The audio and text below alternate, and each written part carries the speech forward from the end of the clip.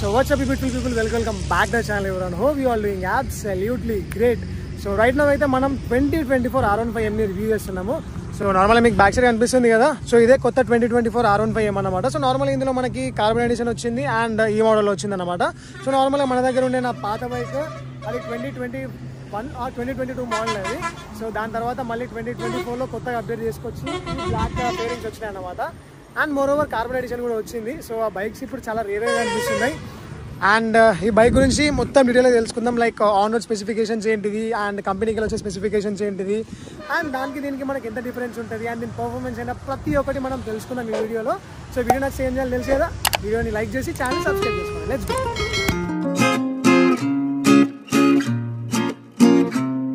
So welcome back to the moto vlog. So first అయితే బైక్ని over view చూసుకుందాం అనమాట. సో బేసికల్గా నార్మల్గా బైక్ జూనింగ్ అయితే it look something very sportive అనమాట. అండ్ మోర్ ఓవర్ ఇప్పుడు వచ్చిన కొత్త కలర్ వేరియంట్ వచ్చేసి చెప్పిన కదా బ్లాక్ ప్యానల్స్ వస్తాయని చెప్పేసి. సో బేసికల్గా దూరంకి వెళ్ళి చూస్తే మాత్రం బైక్ నెక్స్ట్ లెవెల్ కనిపిస్తుంది. అండ్ మోర్ ఓవర్ మీరు బ్యాక్గ్రౌండ్లో చూడవచ్చు, లైక్ మొత్తం వెదర్ చాలా చిల్గా ఉందన్నమాట. లైక్ వర్షం పడేటట్టు చాలా మబ్బులు వచ్చినాయి అనమాట. సో ఈ ప్లెజెంట్ వెదర్లో ఈ ప్లెజెంట్ బైక్ని we're doing review. And moreover మీ అందరికీ తెలుసు ఐ ఓన్ R15 అని చెప్పేసి. సో ఆల్మోస్ట్ 2 years నుంచి నేను నా బైక్ని డ్రైవ్ చేస్తున్నాను.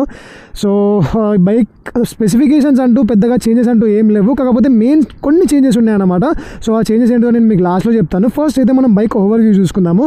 సో మనకు ఫ్రంట్లో వచ్చేసి LED ప్రొజెక్టర్ వస్తుంది అండ్ 2 DRLs వస్తాయి అన్నమాట. అండ్ మోర్ ఓవర్ ఫ్రంట్లో మనకి USD సస్పెన్షన్ 37mm వస్తుంది, ఇది టెలిస్కోపిక్ సస్పెన్షన్స్ అనమాట.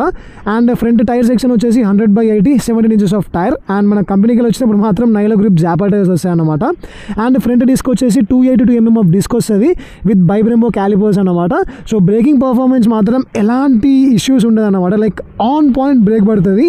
అండ్ మోర్ ఓవర్ ఈ ఫేరింగ్లో మనకు చేంజెస్ లైక్ పాత R15కి కొత్త R15కి మేజర్ అప్డేట్స్ ఏంటి అంటే, ఇక్కడ మీకు కనిపిస్తుంది కదా ఇండికేటర్స్ అనేటివి. సో బేసికల్ ఇండికేటర్స్ ఏంటి అంటే LED ఇండికేటర్స్ అనమాట. లైక్ మన పాత వర్షన్లో మనకు హాలోజన్ బల్బ్స్ వచ్చినాయి, బట్ ఇందులో మాత్రం LED వచ్చింది. అండ్ ఇంజన్ గురించి మాట్లాడుకుంటే ఇంజన్ వచ్చేసి 155cc liquid cooled 4-stroke 4-valve engine అనమాట.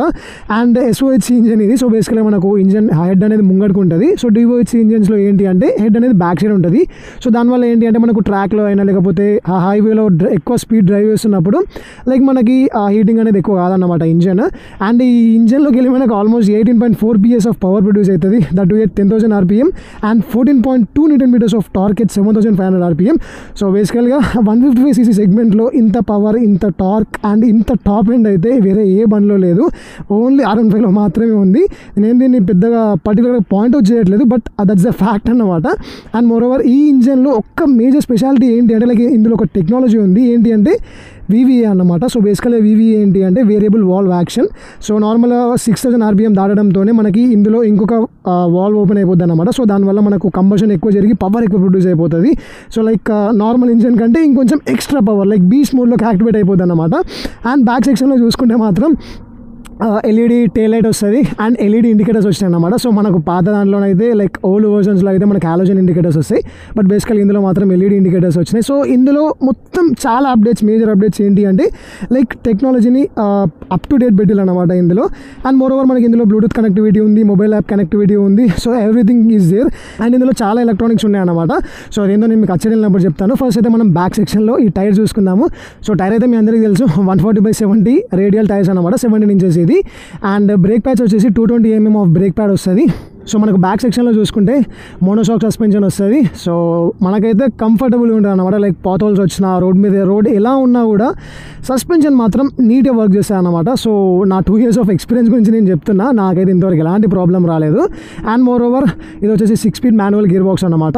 అండ్ మీకు ఇందులో ఎలక్ట్రానిక్స్ ఉంటాయని చెప్పేసాను కదా. సో బేసికల్ ఇందులో మనకి క్విక్ షిఫ్టర్ అనే ఎలక్ట్రానిక్ ఉన్నది. సో బేసికల్గా క్విక్ షిఫ్టర్ ఏంటి అంటే మనకు క్లచ్ని యూజ్ చేయకుండా, థ్రాటిల్ని డౌన్ చేయకుండా అదే మూమెంట్లో లైక్ రేస్ స్పెక్లో మనం గేర్ని షిఫ్ట్ చేసుకోవచ్చు అనమాట. సో అదొక మేజర్ అడ్వాంటేజ్ అనమాట. లైక్ నార్మల్గా ఈ క్విక్ షిఫ్టర్ అనేది మనకు ఆఫ్టర్ మార్కెట్లో లైక్ 10,000 నుంచి అబోవ్ ఉంటుంది అనమాట దాని కాస్ట్. సో మనకి ఇందులో ఇన్బిల్ట్గానే వస్తుంది. అండ్ ట్యాంక్ వచ్చేసి 11 liters ఆఫ్ ట్యాంక్. అండ్ దీని గ్రౌండ్ క్లియరెన్స్ వచ్చేసి 170mm ఆఫ్ గ్రౌండ్ క్లియరెన్స్ వస్తుంది. సో నార్మల్గా సిటీ రైడ్లో అయినా విలేజ్ రైడ్లో అయినా కూడా కొంచెం కంఫర్టబుల్గానే ఉంటుంది. ఒకవేళ పాతోల్స్ ఎక్కువ ఉంటే మాత్రం కొంచెం చిన్న ప్రాబ్లమ్స్ అయితే, అది కూడా చాలా రేర్ సిచ్యువేషన్స్లో. సో మీకు ఇన్స్ట్రుమెంట్ క్లస్టర్ చూపించే ముందు ఫస్ట్ అయితే మీకు మన పాత R15Msలో అయితే మీకు తెలుసు కదా లైక్ నార్మల్గా బ్లాక్ అండ్ వైట్ డిస్ప్లే వస్తుంది, బట్ ఇందులో మాత్రం మనకు TFT కలర్ డిస్ప్లే వస్తాయి అన్నమాట. So let me on this for you. So there you go, యానిమేషన్తోని వచ్చేసాయి అన్నమాట. అండ్ మోరోవర్ ఇప్పుడు మీకు ఇది బ్లూ అండ్ బ్లాక్ కాంబినేషన్లో కనిపిస్తుంది కదా. సో బేసికలీ ఇది మనం సెట్ చేసుకోవచ్చు, లేదు అంటే ఆటోలో పెట్టుకుంటే లైక్ డే టైంలో వైట్గా ఉంటుంది అండ్ నైట్ టైం అవ్వడంతోనే ఇది బ్లాక్ అండ్ బ్లూ కాంబినేషన్లో వస్తుంది అనమాట. సో మనకైతే ఇక్కడ ప్రతి ఒక్క ఇండికేటర్స్ ఉంటాయి అనమాట. సో బేసికలీ మనకి ఇది ఇండికేటర్ సంబంధించిన ఇండికేటర్ ఇది. అండ్ నెక్స్ట్ ABS ఇండికేటర్ ఉంటుంది, దాని కింద మనకి TCS ఉంటుంది. అండ్ దాని కింద మనకి టెంపరేచర్, లైక్ ఇంజిన్ ఎప్పుడైతే హై టెంపరేచర్లోకి అయిపోతుంది, లైక్ కూలెంట్ ఎప్పుడైతే హై టెంపరేచర్లో ఉంటుందో ఆ టైంలో మనకి ఇండికేటర్ వస్తుంది. అండ్ రైట్ సైడ్లో రైట్ ఇండికేటర్ సింబల్ ఉంటుంది. అండ్ దాని కింద వచ్చేసి మనకు హై పాస్ లో పాస్ ఉంటుంది అనమాట. సో బేసికలీ దీనికి హై పాస్ లో పాస్ స్విచెస్ కూడా చాలా డిఫరెంట్గా వచ్చినాయి, అది మీకు చూపిస్తాను. నేను ఫస్ట్ అయితే ఇక్కడ చూడండి. సో ఇక్కడ మనకు హై పాస్ లో పాస్ స్విచ్ ఇక్కడ ఉంటుంది. అండ్ ఇక్కడ మనకు న్యూట్రల్ ఇండికేటర్ ఉంది. అండ్ దాని కింద మనకు వచ్చేసి ఇంజన్ మాల్ ఫంక్షన్ లైట్ ఉంటుంది అనమాట. అండ్ మీరు డిస్ప్లేలో చూసుకున్నట్లయితే ఇక్కడ మనకు గేర్ ఇండికేటర్ పొజిషన్ ఉంది, అండ్ క్విక్ షిఫ్టర్ ఉంది, ట్రాక్షన్ కంట్రోల్ సిస్టమ్ ఉంది, టైమ్ ఉంది, టాకోమీటర్ ఉంది, స్పీడోమీటర్ ఉంది, ఫ్యూయల్ గేజ్ ఉంది, ట్రిప్ మీటర్స్ ఉన్నది, ట్రిప్ 1 ట్రిప్ 2 2 ట్రిప్ మీటర్స్ ఉంటాయి అన్నమాట ఇందులో. సో బేసికలీ అవి కూడా ఉన్నది. అండ్ ఇవన్నీ మనం హ్యాండిల్లోకి వెళ్ళి టాగల్ చేసుకోవచ్చు. సో బేసికల్గా పాత R15కి నార్మల్గా ఈ స్విచెస్ అనేటివి మనకు ఇక్కడ వచ్చేసినాయి అనమాట. లైక్ నార్మల్గా పాత సెల్ఫ్ ప్లేస్లో ఉండే కాడ మనకి ఈ ట్రిప్ మీటర్స్ని అడ్జస్ట్ చేసుకోనికి, లైక్ కన్సోల్ని సెట్టింగ్స్ చేంజ్ చేసుకోనికి మనకి ఇక్కడ ఇచ్చిల్లు అనమాట. కాకపోతే ఇప్పుడు కొత్త వర్షన్లో ఏంటి అంటే మనకి ఇక్కడ ఇచ్చిల్లు అనమాట. So like up down and select అనమాట. సో చూడొచ్చు మీరు ఇప్పుడు ఆల్రెడీ ఇప్పుడు ట్రాక్ మోడ్లోకి వెళ్ళిపోయింది అనమాట. లైక్ సెలెక్ట్ అని కొట్టడంతోనే స్ట్రీట్ మోడ్ నుంచి ట్రాక్ మోడ్లోకి వెళ్ళిపోతుంది. అండ్ మళ్ళీ కొట్టడంతోనే నార్మల్ మోడ్లోకి వచ్చేస్తుంది. అండ్ మనం ఇది బటన్స్ని యూజ్ చేసుకుంటూ మనం ఇక్కడ చూసుకోవచ్చు, లైక్ కరెంట్ ఫ్యూయల్ రేంజ్ అయినా లేకపోతే యావరేజ్ ఫ్యూయల్ ఎంత ఇస్తుంది అని చెప్పేసి అని. అండ్ ప్రతి ఒక్కటి లైక్ యావరేజ్ స్పీడ్ ఎవ్రీథింగ్ ఇందులో ఉంటుంది మనకి. అండ్ ఒకవేళ మనం సెట్టింగ్స్ ఏమైనా చేంజ్ చేసుకోవాలనుకుంటే దీన్ని లాంగ్ ప్రెస్ చేయాలి. సో లాంగ్ ప్రెస్ చేసిన తర్వాత మీకు ఇక్కడ ఒక మెన్యూ వస్తుంది, లైక్ ఇది డిస్ప్లే సెట్టింగ్స్ ఉంది కదా. సో బేసికల్గా డిస్ప్లే సెట్టింగ్స్ మీద సెట్ చేసిన తర్వాత మనకు డిస్ప్లే నుంచి వచ్చే బ్రైట్నెస్ అయినా లేకపోతే డిస్ప్లే కలర్ అయినా వాల్పేపర్ అయినా ఏదైనా కూడా మనం ఇందులో చెక్ చేసుకోవచ్చు. అండ్ మనకి ల్యాప్ టైమింగ్స్ కూడా ఉంది కదా. సో బేసికలీ ల్యాప్ టైమింగ్స్ ఎప్పుడు యూజ్ అవుతుంది అంటే మనం ఎప్పుడైతే ట్రాక్ మోడ్లో పెట్టుకొని బైక్ని డ్రైవ్ చేస్తామో ఆ టైంలో మనకి ల్యాప్ టైమింగ్స్ అనేది యూజ్ అవుతుంది. బేసికలీ అది ట్రాక్లో యూజ్ చేసుకోవచ్చు. అండ్ ఇక్కడ TCS ఉంది కదా. సో బేసికలీ TCSని ఆన్ లేదా ఆఫ్ చేసుకోవచ్చు, అది మన ఇష్టం ఇంకా. అండ్ సిస్టమ్ సెట్టింగ్స్లో వచ్చేసి మనకు క్లాక్, కస్టమర్ నేమ్, లైక్ మనకు డిస్ప్లే ఆన్ చేసినప్పుడు వచ్చే డిస్ప్లే నేమ్ అయినా అండ్ కస్టమర్ నంబర్. సో ఇందులో మనకి ఏంటి అంటే నార్మల్గా ఈ బైక్లో కూడా కొన్ని డీటెయిల్స్ అనేవి మనం సేవ్ చేసుకోవచ్చు అన్నమాట. అండ్ లాస్ట్ వచ్చేసి మనకు షిఫ్ట్ ఇండికేటర్ ఉంటుంది. సో బేసికలీ షిఫ్ట్ ఇండికేటర్ ఏంటి అంటే ఇక్కడ మీకు పైన ఈ లైటింగ్స్ కనిపిస్తున్నాయి కదా. సో బేసికలీ మనం ఎప్పుడైతే ఒక గేర్లో నుంచి లైక్ 6000 7000 RPMలోకి వెళ్ళిపోతామో ఆ టైంలో ఈ డిస్ప్లేస్ అండ్ లైక్ ఈ షిఫ్టింగ్ ఇండికేటర్స్ అనేవి మనకు వస్తూ ఉంటాయి అన్నమాట, లైక్ బ్లింక్ అవుతూ ఉంటాయి. సో అది ఏ విధంగా బ్లింక్ అవ్వాలి అనేది మనం ఇక్కడ సెట్ చేసుకోవచ్చు. సో కనిపిస్తుంది కదా, స్టార్టింగ్ 6000 RPM నుంచి వెళ్ళి స్టాప్ వచ్చేసి 11000 RPM అనమాట. ఇది మనం తక్కువ చేసుకోవచ్చు, ఎక్కువ చేసుకోవచ్చు, ఇట్ డిపెండ్స్, లైక్ మన ఇష్టం అనమాట. అండ్ మనకి హ్యాండిల్లో చూసుకున్నట్లయితే నార్మల్గా మనకి ఇక్కడ హై పాస్ లో పాస్ బీమ్ వచ్చేసి, బట్ బేసికలీ ఇక్కడైతే మనకు ఓల్డ్ మోడల్లో లైక్ మీకు తెలుసు కదా ఇక్కడ హై పాస్ లో పాస్ అని చెప్పేసి అని ఇస్తారు. సో బేసికలీ అదే విధంగా ఇచ్చిల్లు. అండ్ ఒకవేళ మనం హై పాస్ చేసుకోవాలనుకుంటే పైకి పుల్ చేయాలన్నమాట, సో దట్ హై పాస్లో ఉంటుంది. అండ్ మనకి ఇండికేటర్స్ స్విచ్ ఇక్కడ ఉంది. హారన్ మనకు ప్రజెంట్ డ్యూయల్ హారన్ ఉందన్నమాట ఇందులో. ఒకసారి సౌండ్ వినండి. సో ఇందులో మనకు డ్యూయల్ హారన్ వస్తుంది. అండ్ రైట్ సైడ్లో మనకి kill switch on and of ఉంది. అండ్ ఇందులోనే మనకు ఇన్బిల్ట్ సెల్ఫ్ స్టార్టర్ కూడా ఉంది. అండ్ మనకి ఇక్కడ పార్కింగ్ ఇండికేటర్ స్విచ్ ఉందన్నమాట. సో చలో ఇంకా ఎనఫ్ విత్ ద స్పెసిఫికేషన్స్. ఇప్పటికి చాలా అంటే చాలా అయిపోయింది. బైక్ గురించి చెప్పాలంటే ఇంకా చాలా ఉన్నది. బట్ ఇప్పుడైతే మనం నార్మల్గా బైక్ని రైడ్ చేసి లైక్ ఆ ఫీలింగ్ ఎట్లా అనిపిస్తుంది, ఆ కంఫర్ట్ ఎట్లా ఉంది ఒకసారి మనం డ్రైవ్ చేసి చూసుకుందాం. Let's go. అండ్ మీ అందరికి నేను బైక్ సౌండింగ్ వినిపించలేదు కదా. So basically let me start up the bike. Hear the exhaust note. సౌండింగ్లో పెద్ద డిఫరెన్స్ అంటే ఏం లేదు, బట్ బేసికల్గా ఈ సెల్ఫ్ స్టార్ట్ చేసేటప్పుడు లైక్ ఒక కిస్ అని సౌండ్ వస్తుంది చూడండి. సో ఆ సౌండ్ నాకు చాలా డిఫరెన్స్ ఉంది, ఎందుకంటే నా R15Mకి ఈ R15Mకి లైక్ సౌండింగ్ అనేది చాలా డిఫరెన్స్ ఉంది. సో చలో లెట్స్ రైడ్ దిస్ బీస్ట్. నాకైతే నాకు ఆల్రెడీ బైక్ ఉంది కాబట్టి దీని గురించి లైక్ ఎక్కువ ఎక్సైట్మెంట్ అయినా ఏదైనా కానీ అది ఉన్నది అని చెప్పేసి అంటే ఓన్లీ బైక్ ఓవర్ వ్యూ అన్నమాట. లైక్ TFT కన్సోల్ డిస్ప్లే అయినా లేకపోతే ఇండికేటర్స్ అయినా దీనివల్ల నాకు ఒక కైండ్ ఆఫ్ హ్యాపీనెస్ వస్తుంది. అండ్ రైడింగ్ అంటే ఎట్లా మీ అందరికీ తెలుసు పవర్ సేమ్ ఉంటుంది, లైక్ 18.4 PS ఆఫ్ పవర్ ఉంటుంది. అండ్ బైక్ మీద కూర్చున్నప్పుడు మీ అందరికీ తెలుసు ఆబ్వియస్ స్పోర్టీ ఫీలింగ్ వస్తుంది, లైక్ కొంచెం ఫ్రంట్కి అయితే లీన్ అవ్వాల్సి ఉంటుంది. అండ్ బైకింగ్ హ్యాండ్లింగ్ అయినా పవర్ అయినా ఏదైనా కానీ నో కాంప్రమైజ్ అన్నమాట. అండ్ మోరోవర్ ఇక్కడ మీకు ఫ్యూయల్ గేజ్ అనిపిస్తుంది కదా. సో ఇక్కడ మనకు ఫుల్ ఉన్నప్పుడు లైక్ ఒక కలర్ లైక్ గ్రేడియంట్ ఓవర్ ఇలా వస్తుంది అన్నమాట. పైన గ్రీన్ కలర్లో ఉంది, కింద ఆరెంజ్ కలర్లో ఉంటుంది. లైక్ డిస్ప్లే మాత్రం చాలా అంటే చాలా నీట్గా ఇచ్చిల్లు. నిజంగా చెప్తున్నా, I'm really big fan of this display man. ఎందుకంటే ఈ డిస్ప్లే లైక్ కలర్ఫుల్గా ఉండేసరికి అట్రాక్టివ్గా అనిపిస్తుంది ఐస్కి కూడా. అండ్ సస్పెన్షన్స్ కూడా చాలా పర్ఫెక్ట్గా వర్క్ చేస్తాయి. లైక్ నార్మల్గా ఆఫ్ రోడింగ్ చేసినా ఏది చేసినా కూడా సస్పెన్షన్స్ అయితే 100% వర్క్ చేస్తుంది.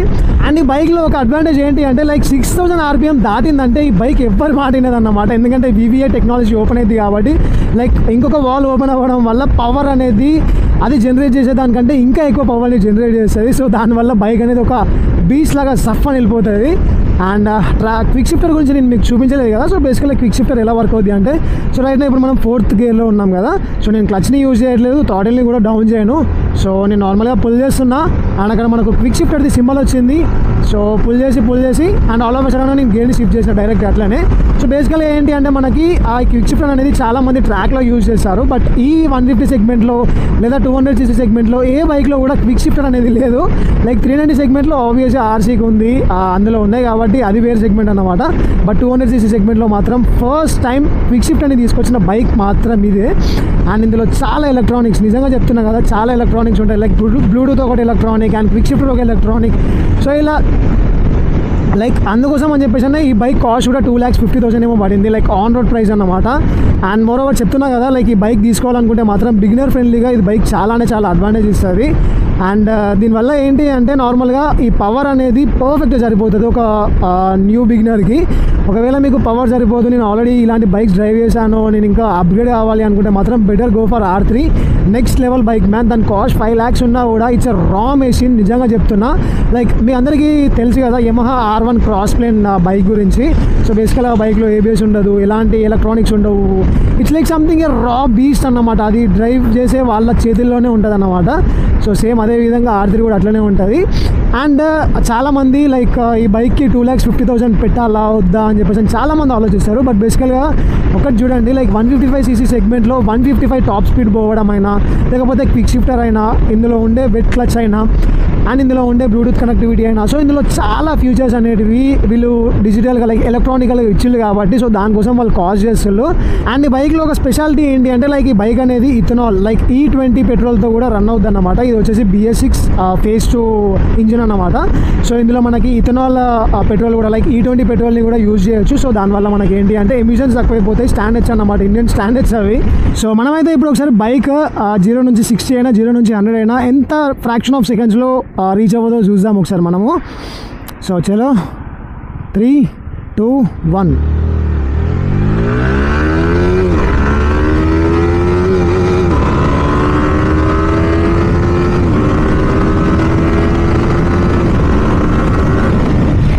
చాలా అంటే చాలా సింపుల్, ఫ్రాక్షన్ ఆఫ్ సెకండ్స్లో 100కి రీచ్ అయిపోయింది. సో బేసికల్గా ఈ బైక్లో ఉండే అడ్వాంటేజ్ ఏదన్నమాట, లైక్ ఇందులో ఒకసారి VVA ఓపెన్ అయిపోయిందంటే అది ఎవ్వరు మాట లేదని చెప్పేసి అన్నా కదా. సో ఆబ్వియస్గా 0 to 100 నాకు తెలిసి నా బైక్ అయితే నేను లాస్ట్ టైం టాప్ స్పీడ్ కొట్టినప్పుడు లైక్ 10 seconds 9 secondsలోనూ లైక్ 0 to 100 రీచ్ అయిపోయింది. బట్ బేసికల్గా మనకు కంపెనీకి వెళ్ళి వచ్చేది ఏంటి అంటే లైక్ 0 to 60 వచ్చేసి 8 seconds అండ్ 0 to 100 వచ్చేసి 13.25 seconds అని చెప్పేసి అని చెప్తారు. బట్ నేనైతే నా ప్రాక్టికల్ లైఫ్లో మాత్రం ఎక్స్పీరియన్స్ ఇట్ కాబట్టి నేను చెప్తున్నాను. So let's go. ఇంకా సో సస్పెన్షన్స్ అయితే మనకి ఎలాంటి ప్రాబ్లం ఉండదు. సో మీరు చూస్తారు కదా, ఇది నార్మల్గా రబ్బర్ స్ట్రిప్స్ ఉంటాయి బేసికల్గా. సో దాని మీదకి వెళ్తున్నా కూడా లైక్ మనకు అంత పెద్ద బంప్స్ వచ్చినట్టు అలాంటి ఫీలింగ్ రాదన్నమాట. సస్పెన్షన్స్ అయితే నిజంగా నెక్స్ట్ లెవెల్ వర్క్ అవుతాయి. సో ఈ బైక్ గురించి చెప్పుకుంటూ పోవాలని ఇంకా చాలా చెప్పొచ్చు. లైక్ ఎందుకంటే నేను ఆల్రెడీ ఈ బైక్ని ఓన్ చేస్తున్నా కాబట్టి దీనికి ఉండే అడ్వాంటేజెస్ ప్రతి ఒక్కటి నాకు తెలుసు కాబట్టి సో చాలా ఉంటుంది అన్నమాట. బట్ మీరు ఎప్పుడైనా కానీ బైక్ కొనుక్కునేటప్పుడు ఇంజిన్ రిలయబిలిటీ అనేది చూసుకోండి. సో ఈ బైక్లో మనకి ఇంజిన్ రిలయబిలిటీ అనేది నెక్స్ట్ లెవెల్ ఉంటుంది, అదైతే గుర్తుపెట్టుకోండి.